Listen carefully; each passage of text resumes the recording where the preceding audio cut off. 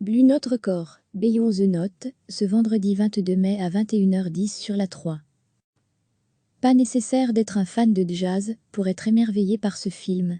Un voyage captivant derrière les coulisses du label pionnier américain qui donne la parole à quelques-uns des plus grands artistes de jazz des 20e et 21e siècles. Le label Blue Note est fondé à New York en 1939 par les immigrés juifs allemands Alfred Lyon et Frank Wolf. Les deux hommes se connaissent depuis l'adolescence et partagent la même passion pour le jazz, découvert à Berlin dans les années 20. Ce qui a séduit la réalisatrice de ce documentaire, Sophie Hubert, c'est la collaboration entre les fondateurs juifs réfugiés d'Allemagne à New York, dans les années 30 et les musiciens noirs, et la manière dont ils ont trouvé une expression de liberté ensemble dans le jazz. Tout particulièrement aujourd'hui, où le racisme et la xénophobie sont omniprésents, il me semble important de raconter cette histoire, et de faire connaître aux jeunes générations la musique qui en est née. Le documentaire Blue Note Record, Beyond the Note explore ce qui caractérise l'emblématique label de jazz américain. À travers des archives rares, des sessions d'enregistrement en cours et des conversations avec des musiciens, le film révèle l'influence de Blue Note sur différentes générations et la vision unique et inspirante du label qui continue d'être vital dans le secteur du jazz. Des archives rares et des entretiens avec des stars de Blue Note comme Herbie Hancock, Wayne Shorter, Nora Jones, Robert Glasper et Ambroise Acamusir, le film raconte la naissance du jazz jusqu'au hip-hop.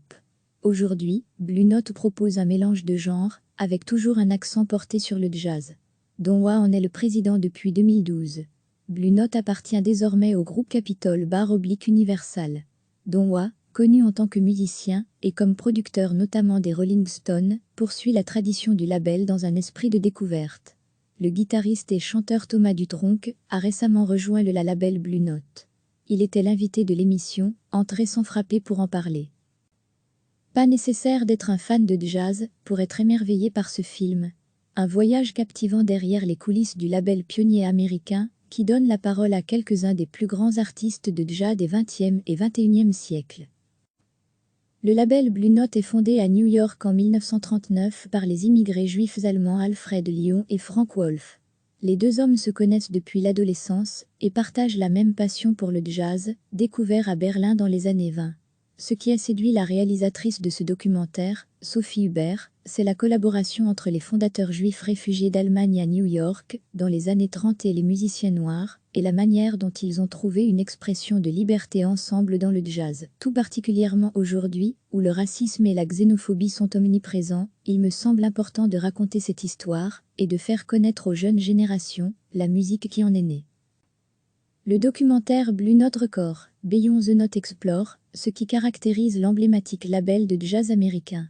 À travers des archives rares, des sessions d'enregistrement en cours et des conversations avec des musiciens, le film révèle l'influence de Blue Note sur différentes générations et la vision unique et inspirante du label qui continue d'être vital dans le secteur du jazz.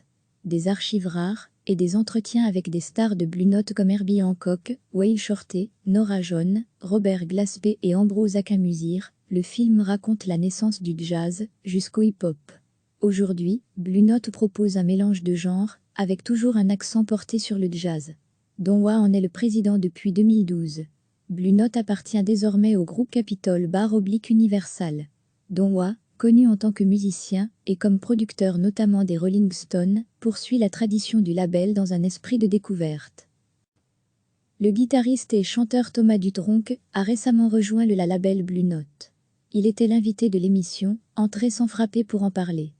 Cliquez sur s'abonner pour recevoir les dernières nouvelles.